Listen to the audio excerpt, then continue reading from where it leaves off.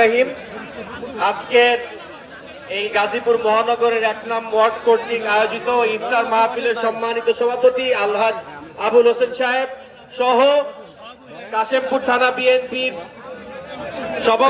সভাপতি সহ যুবদল, ছাত্রদল, স্বেচ্ছাসেবক দল, কালিয়াকুর উপজেলা বিএনপির স্বেচ্ছাসেবক দল, মূল দল, ছাত্রদল সহ সকলকে আমি সালাম জানাচ্ছি। আসসালামু আলাইকুম। আজকে দীর্ঘ ১৭ বছর পরে এই কাশেমপুরের এই ভূমিতে এসে আমি নিজেকে খুব গর্বিত মনে করছি।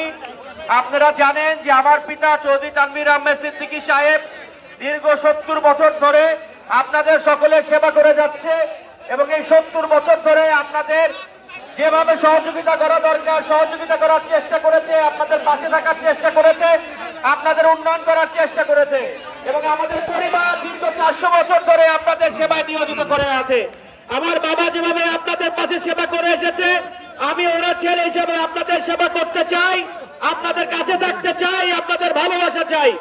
এই দীর্ঘ ১৭ বছর ধরে আওয়ামী লীগের ফ্যাসিস্ট সরকার, খুনি হাসিনা সরকার আমাদের হাজার হাজার নেতা কর্মীকে খুন করেছে, হাজার হাজার নেতা কর্মীকে কারাবরণ করতে বাধ্য করেছে, হাজার হাজার নেতা কর্মীকে গুম করেছে। আসুন আমরা আল্লাহর কাছে দোয়া করি, আল্লাহ যেন আমাদের সকল নেতা কর্মীকে বেহেশতে নসিব করেন, আমিন।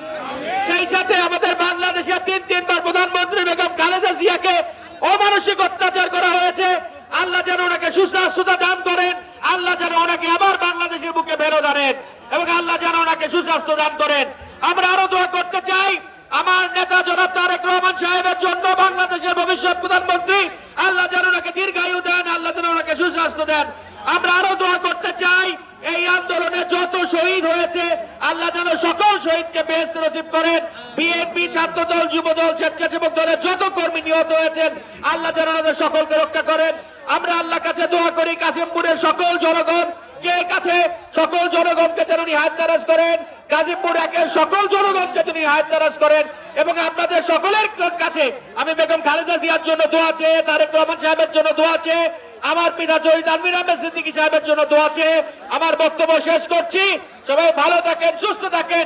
খোদা হাফেজ। বাংলাদেশ জিন্দাবাদ। শহীদ জিয়া অমর হোক। খালেদা জিয়া জিন্দাবাদ। তারেক রহমান জিন্দাবাদ। আসসালামু আলাইকুম।